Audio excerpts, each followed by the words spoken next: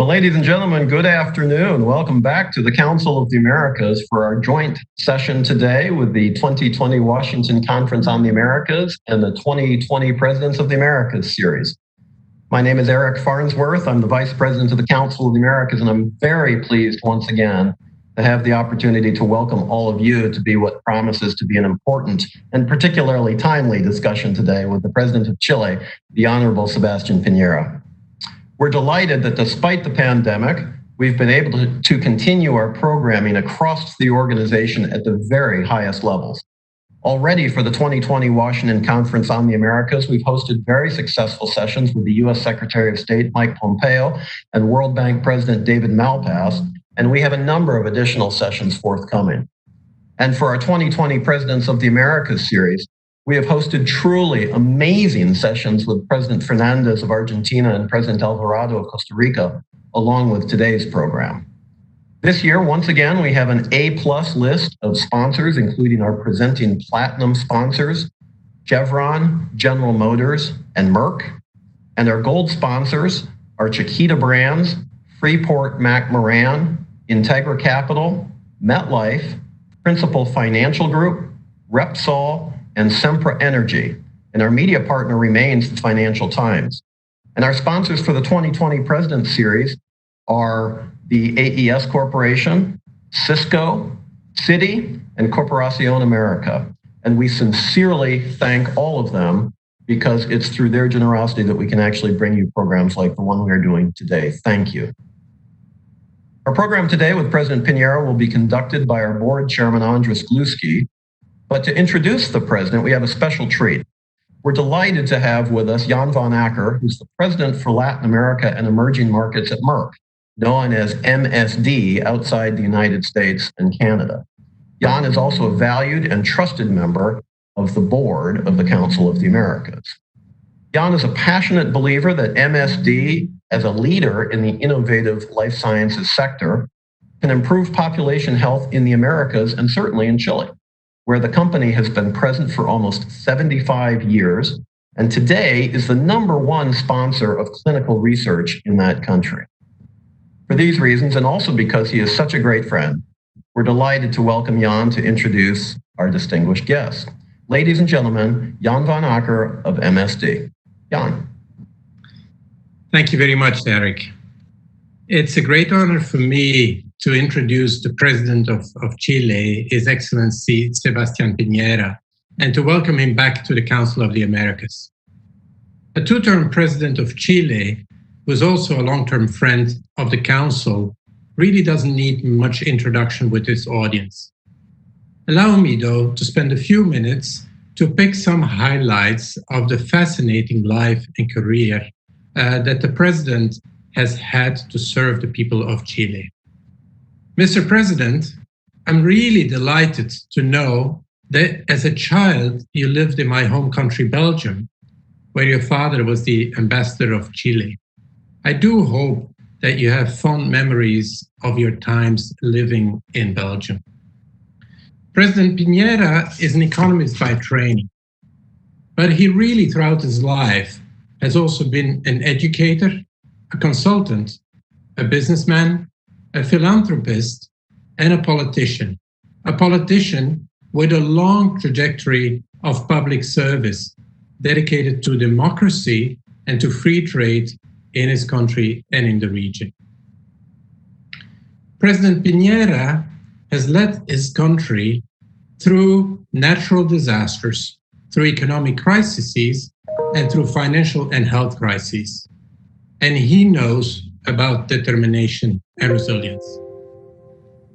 In fact, he was elected the first president just after one of the worst natural disasters and a large earthquake in Chile.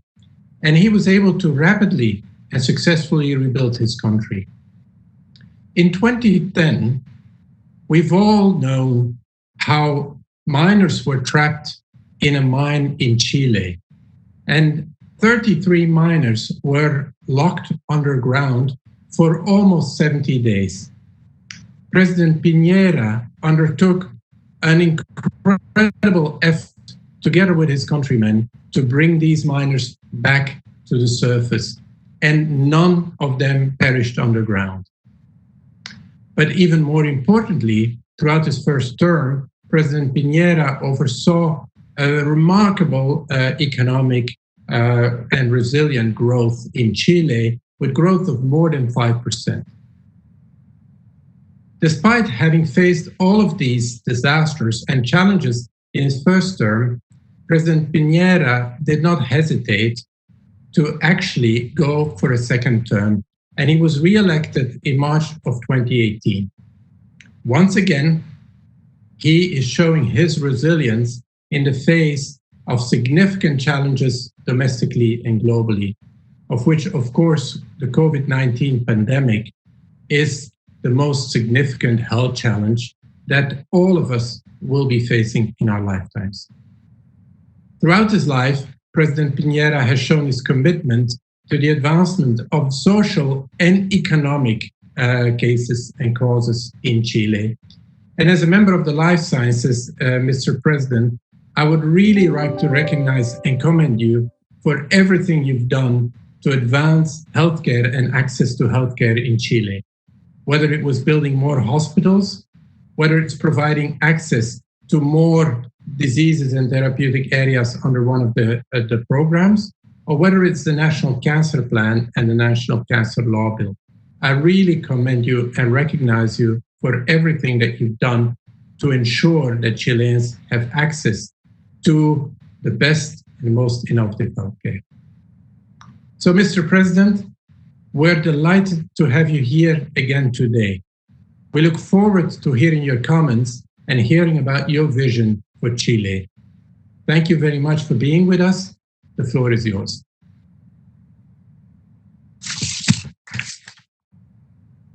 Memories of my days in Belgium.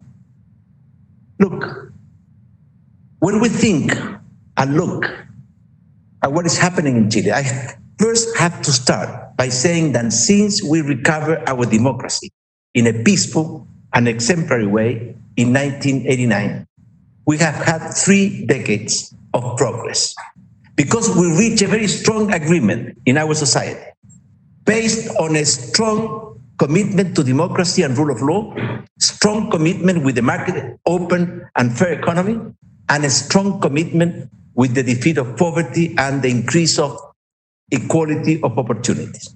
And since then, we were able to multiply by 5 our per capita income, and we were able to lead Latin America in terms of per capita income or human development. We were able to reduce poverty from more than 60% to less than 8%, and to increase life expectancy, decrease child mortality, and many, many other real goals that were achieved. We're 3 decades where we really moved forward. And our goal, our mission as a generation was to defeat poverty and overcome underdevelopment. And that's still our goal. In October of last year, we had to face big problems in our country.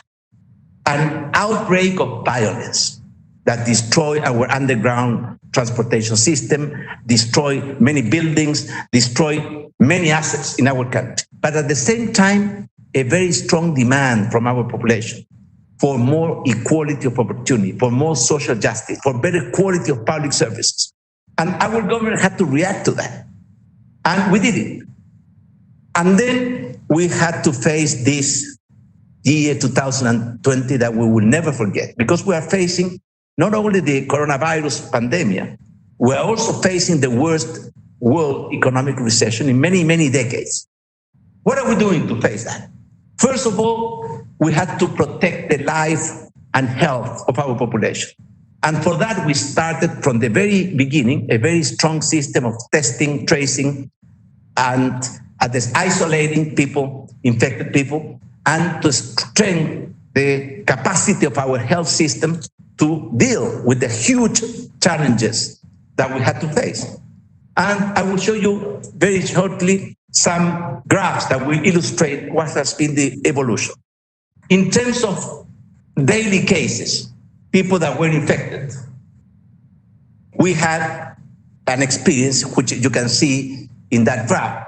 It went up, but we have already had more than 6 weeks in which daily cases, fatalities, and many other things are going in the right direction. And at the same time, our health system was strengthened and was able to provide the necessary medical services that people needed. The positivity, the share of positive tests went up at the beginning and now are going down very significantly. And we have been able to deal with that. And finally, in terms of how many critical patients we have in our hospitals, it was a huge challenge for our health system. But as you see in the graph, the worst, I hope, is behind us. But we are always preparing for the future. And then we have the other challenge, which is basically the international economic recession. What we're doing, basically, what we're doing is to put in place very strong programs to subsidize and produce a huge push to create jobs and protect jobs. At the same time, to provide liquidity to our corporate sector, particularly small, medium-sized enterprises. And we have put together a very strong program of public and private investment to improve the quality of our infrastructure. That's what we are doing right now. Now, what are the main challenges that we are facing now? Chile is a medium income country, and we don't want to be trapped in what is called the medium income countries trap. That's why we have not forgot and given up our main goal, which is to become the first country, hopefully not the only one in Latin America, to be able to defeat poverty and to be able to overcome underdevelopment. Our per capita income in PPA, in purchasing parity power, is about $24,000, $25,000. We are still in the middle of the road, and we have a long way to go to achieve those goals. And for that, we need to strengthen the quality of our democracy and the respect for the rule of law, which is critical. Our commitment with a free, open, competitive market economy, and at the same time, our commitment with a more inclusive society, which means that we cannot let anybody behind. Those are the main aspects of the way we see the path that we will have to follow in the next years. Of course, the pandemic of the coronavirus is not over. I hope that we will get a vaccine soon, because that will be the only way to really confront and superate this pandemic. At the same time, we are dealing with a world economic recession. Chile is a very open country. We have free trade agreement with almost every country in the world: Europe, the US, China, Japan, India, you name it. And therefore, for us, the impact of what is happening with the international economy and our local economy is very, very significant.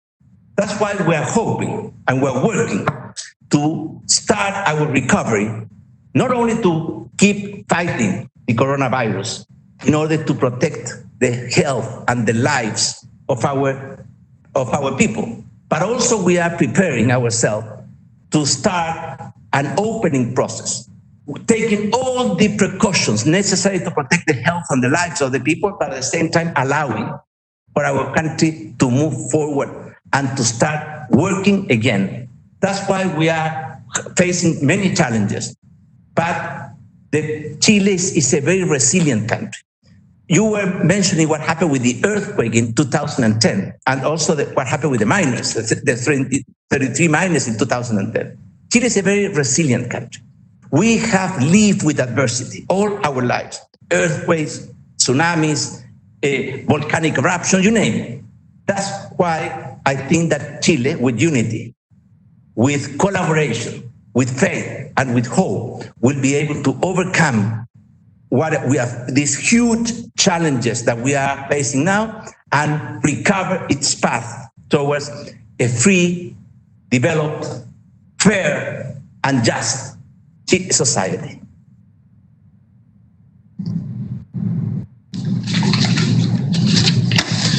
Well, Mr. President, thank you so much for your, as always, very insightful words. And thank you for joining us today as a keynote speaker of the 2020 Washington Conference on the Americas, our first virtual conference. I'm Andres Gluski, Chairman of the Council of the Americas and President of the AS Corporation, and I have the great honor of moderating our discussion. So we have some questions from some of our participants, but before we start, I'd like to kick off the first question by asking a general economy. Chile is very lucky to have an experienced leader like yourself, and Chile's, by most accounts, have taken all of the right steps as a reaction to COVID-19. Nonetheless, your economy will contract probably somewhere more than 5% this year, and a recovery is expected next year. So a little bit, what would you tell sort of foreign investors right now about the recovery and how they can participate in the future growth of Chile?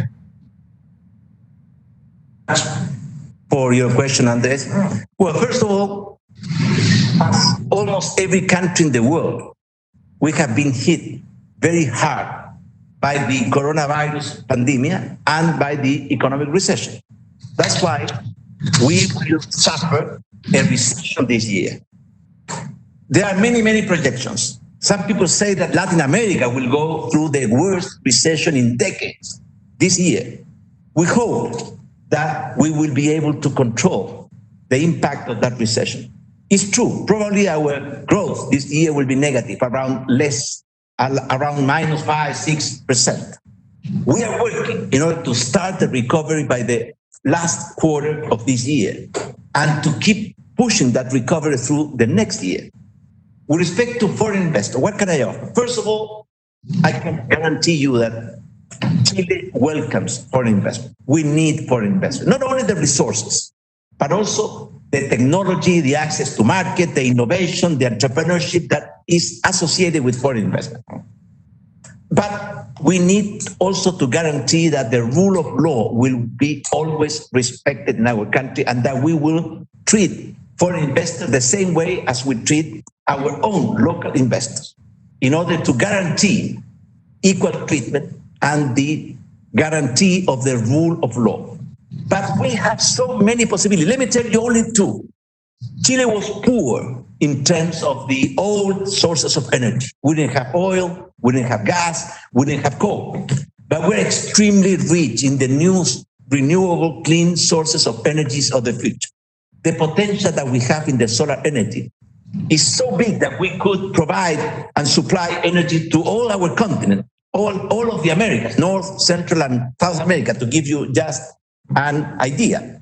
The potential that we have in terms of green hydrogen, which is a huge source of energy that is coming, is also magnificent. With the potential that we have in the mining sector and in so many other areas. So I would like to tell all the foreign investors that Chile is a friendly country with foreign investors. We appreciate the contribution that foreign investment has done to our country and that will do for our country in the future. And we are working very hard to provide the opportunities and to guarantee the rule of law so investors can come to Chile and develop all their entrepreneurship capacity, innovation capacity, creativity, and bring to Chile not only financial resources, because Chile is a country that in terms of fiscal policy has always been a very serious and sound country. What we really need is what is needed to face the technological revolution, the digital revolution. What we need is more technology, more innovation, more entrepreneurship, more ideas. And that's why we welcome foreign investment in our country. Thank you, Mr. President. As a longtime investor in Chile, I can vouch for that. And also, you'll probably like to know we just inaugurated the most efficient solar plant on the planet in the Atacama Desert. It's bifacial, and the conditions, as you say, are so fantastic. It is the best in the world. There's a second question here before I turn it to some of the questions I've received. And that's a little bit about the plebiscito, that you're going to have in October, in the next 3 months. And what do you hope is the outcome of this process, in terms of satisfying the expectations of the Chilean people? As you said, you've made tremendous progress, and it's been your life's mission. How do you expect this process to unfold? I was telling you before, Andres, in October, we had to face 3 different phenomena, simultaneously in time, but very different in nature. The first was the outbreak of violence, and we don't want that. Violence destroys not only assets, wealth, but also dreams and life projects.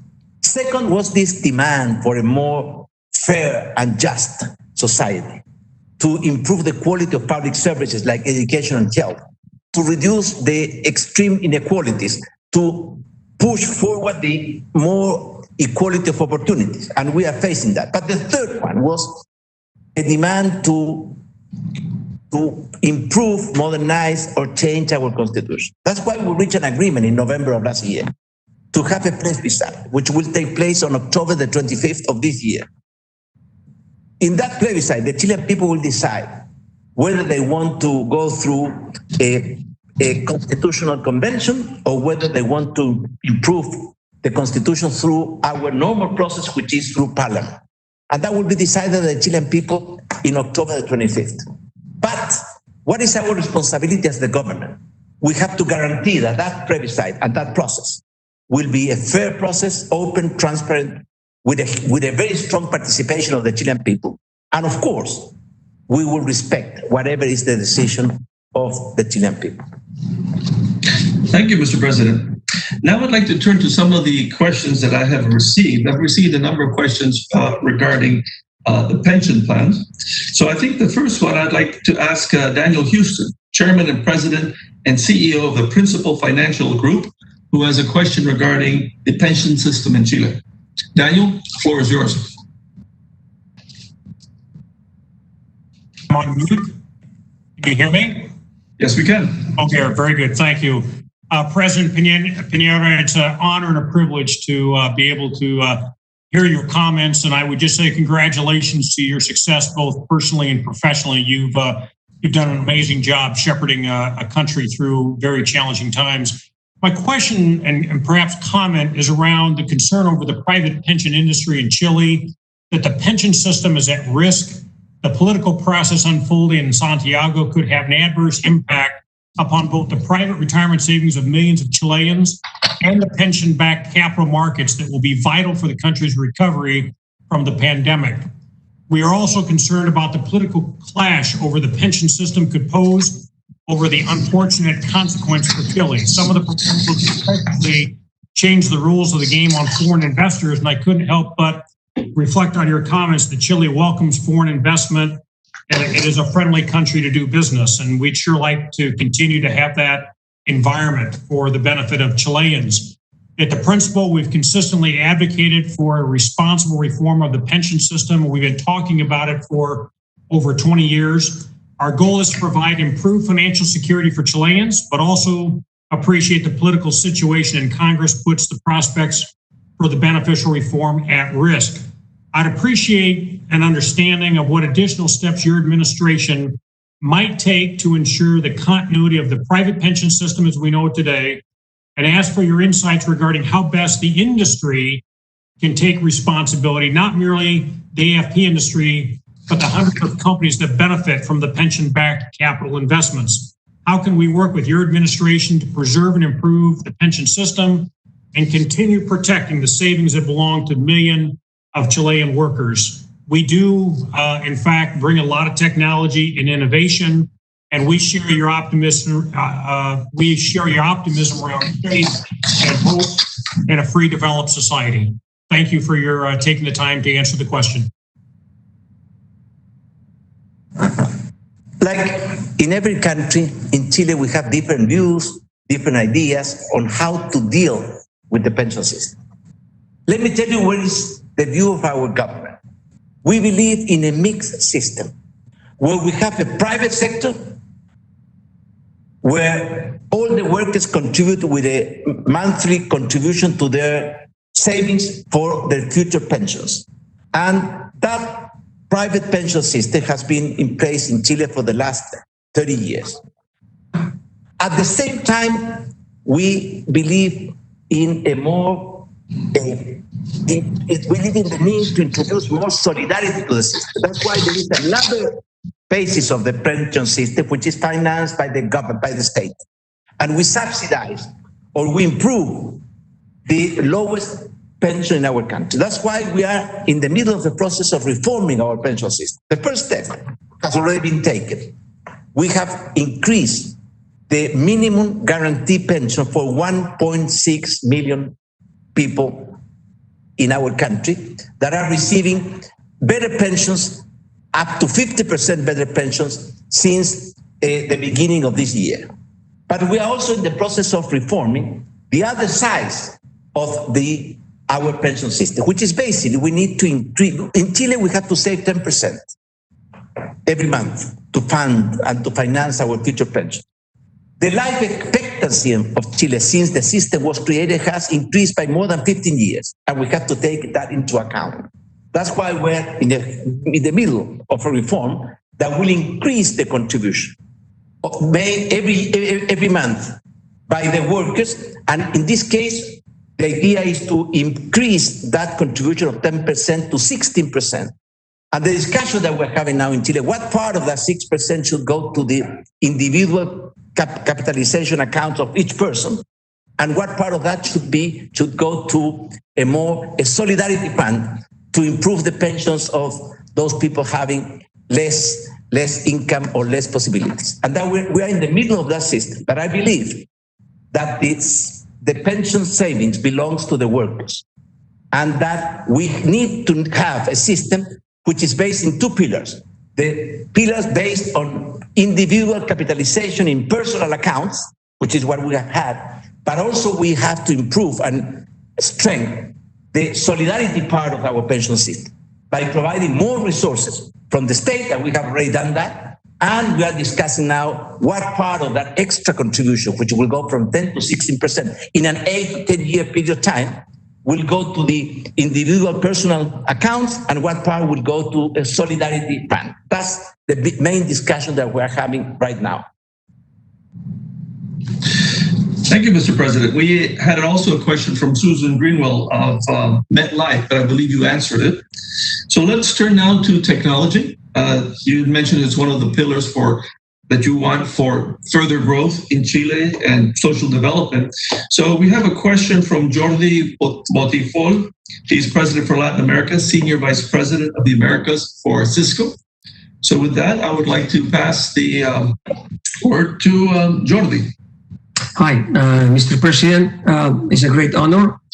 So, as you know, our company I represent, Cisco, is very well engaged in all the digitization country processes. Specifically with Chile, we have a program, the Country Digital Acceleration, that we touch a lot of education. We touch also innovative digital process with mining and different several industries. And we pay a lot of attention in cybersecurity.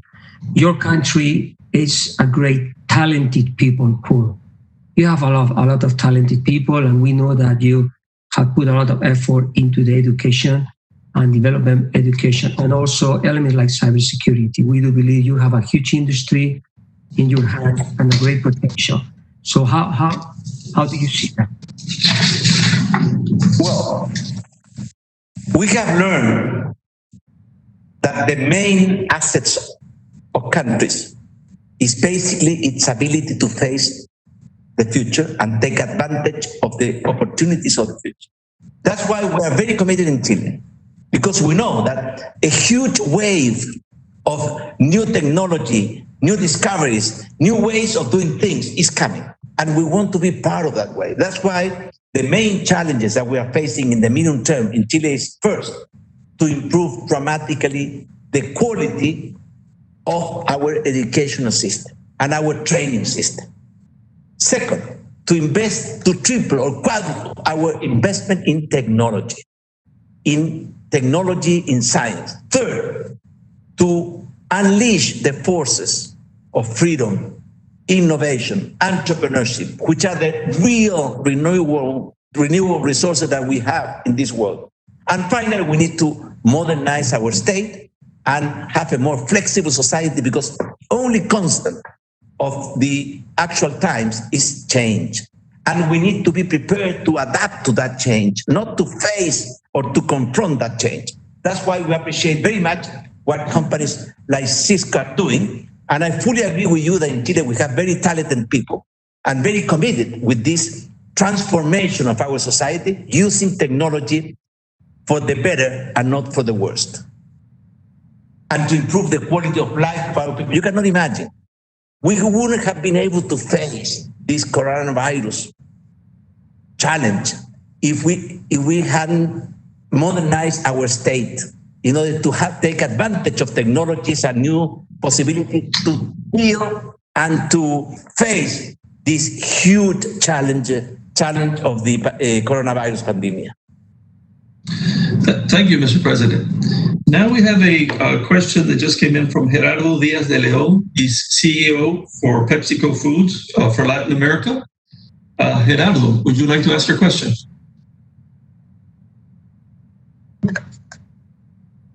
Yes, hello. Yes, we can hear you. Hello, yes, can you hear me? President Piñera, thank you very much for opening this space for dialogue. As CEOs, several CEOs represented here, we have a long history of investing and being in Chile, and we really look forward to keep doing so under your administration. However, in 2019, as you said, October caught us by surprise, and the events that you referred to disrupted the business, disrupted the supply chains. And as we look now into the 1-year anniversary and mixed now with a very unique cocktail with COVID and the plebiscite going on, what can you tell us about how you feel about that there will not be, if you don't foresee the same level of disruptions that we saw last year? We agree with you that what happened in our country in October was unexpected for you and for us, because 3 things happened simultaneously. The country in 2019 was growing more than 4%. Salaries were going up, poverty was going down, and suddenly we had these 3 events simultaneous, but of very different natures, as was mentioned before, the outburst of violence, which we condemn, and we will fight with all the tools of the rule of law and all the tools that we have according to our constitutional and democratic system. The second movement was this demand for a more just and fair society, and we are dealing also with that. And the third was this demand to revise and to analyze changes or improvements or changes to our constitution. We are now in a much better position to control public order and citizen security. But of course, look what is happening in the US. Look what is happening in so many other countries. We are working on that. For us to guarantee the rule of law and to guarantee peace and combat violence is part of the essence of our mission. That's why I hope that what happened in October in terms of violence will never happen again in our country. Thank you, Mr. President. Now we have a question from Thomas Cooney. He's Vice President for Global Government Relations for General Motors. So, Thomas.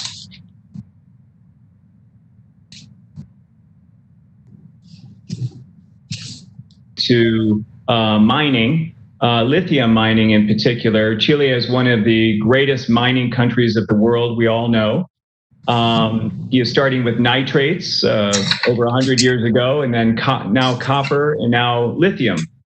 General Motors is a company that is for a long time been focused on internal combustion engines with regular gasoline, but we're making massive investments in electric vehicles that you may have heard about. We're going to be coming out with a lot of electric vehicles over the next several years. So I'm just looking for any comments that you might be able to make related to Chile's lithium mining sector, any potential expansion in that sector. Thank you very much, sir. It's part of our history. It's been with us since the very beginning. As you mentioned, in the 19th century it was nitrates. In the 20th century is copper and many other minerals. And now it's lithium and many others many other minerals that we are discovering. That's why we think that the mining sector is a key sector in our country. And we have probably the biggest mining reserves in many minerals, including copper, including lithium. And the world will be demanding more copper and more lithium. Because all this technological change in terms of, for instance, electric vehicles will demand more copper and more lithium. And we have the copper, we have the lithium, we have the source, the energy of the sun. Somebody was remembering that the Atacama Desert is the desert with the highest radiance in the world.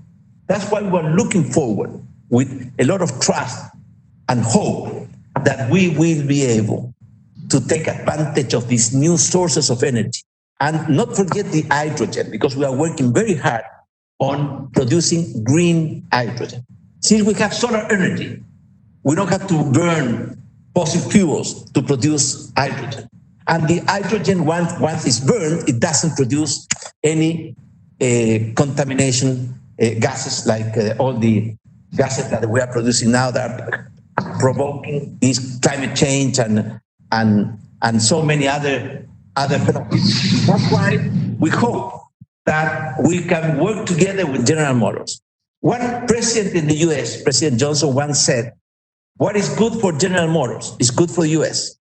What I say today is that we can work together with General Motors for the good of Chile and also for the interest of the private investors.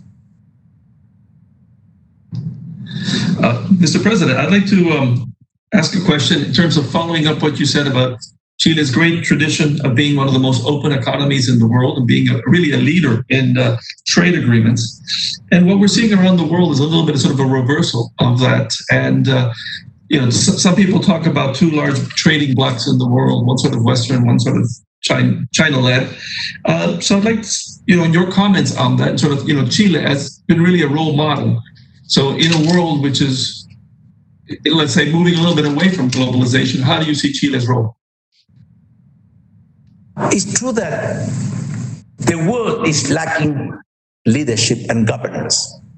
The most powerful countries, instead of being collaborating to overcome all these challenges that we are facing, are confronting each other. I remember that for instance, when we had the subprime crisis, the G20 played a very important role in leading the world out of the recession. Now we are lacking that leadership, how to face together risks like the coronavirus pandemic, like many other risks that we are facing, the climate change, the risk of this international recession. That's why I think that we need to strengthen our international governance. For instance, the World Health Organization is not playing the full role that it should be playing right now because there are so many confrontations with respect to that World Health Organization. That's why I think that Chile is part of the world. That's why we have, as you mentioned before, we have free trade agreement with the European Union, with the United States, with China, with India, with Japan, with Korea, with many Latin American countries. And I think that protectionism, autarky, is not the answer to the problems that we are facing today. We need to improve the quality of multilateral organizations. We need to improve the quality of international governance. But we have to realize that the problems that we are facing today, the big problems that we are facing today, we cannot be solved by one country alone. We need collaboration more than ever. And that's something with which my country is fully committed. Excellent. We have time for one final question. It's from Gustavo Salishiker from Citibank. Gustavo, would you like to ask your question?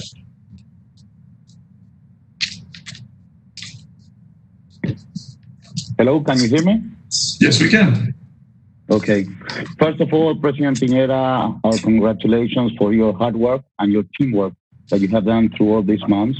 It has been amazing to see how hard this team that you have really worked for the country going through all this crisis. Our question was related more than we have seen now the usage of the 10% of the AFP savings to the personal needs of the population. And you have put in place an amazing and important package, economic package, to overcome not only the COVID virus, but also the economic recession or the economic situation. Have you been thinking of reshuffling of these funds that you have provided, about 12 billion, to recover the economy once you have got this 10% release from the pension funds? As you mentioned, Congress approved the constitutional reform that allow people to withdraw up to 10% of the pension savings. My point of view is that pension savings should be used to fund good pensions for everybody once we reach the age of retirement. That's why our approach has been to put together a very strong social package, which is now providing all kind of help or relief to almost 14 million Chilean people. 3 out of 4 Chilean people are receiving or are able to receive this kind of help and relief. Basically what we've done to strengthen our unemployment programs, to protect and help those people that have lost their jobs due to the coronavirus pandemic and the international recession, to protect small, medium enterprises, because they are facing a huge liquidity problem, because they cannot operate at their full capacity.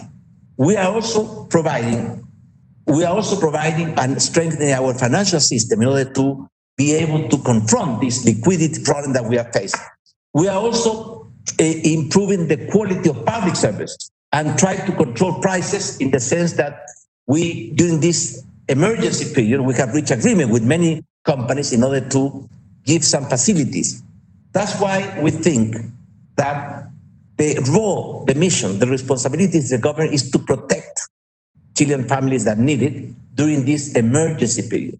But we cannot rely only on that. That's why at the same time, we need to protect our people in the long term. That's why we are putting together a very strong emergency program, social program, to help people during this emergency. And at the same time, we are working in a very strong program to strengthen and to give a big push to our economy so we can recover all those jobs that have been lost. We can recover and give all those small and medium-sized firms the possibility to keep going and to recover our investment through public investment, public works in many areas, energy, water supply, transportation, infrastructure. But also we are putting a very strong program in terms of incentives to private investment. That's the way that we think we will be able to lead the recovery. I hope that the recovery will start early next year, and therefore we will be able to recover our capacity to create jobs, to grow, to invest during the next year. Well, Mr. President, we're out of time, but thank you so much for your time and for your insightful comments. I really feel that you're the leader that Chile needs at these very complicated and difficult times, and we wish you every success. And I'd also like to thank all of our members of the council who joined us today, and it is through your support that we're able to make it possible to continue to offer programs such as the one we've offered today. So thank you all very much, and stay safe.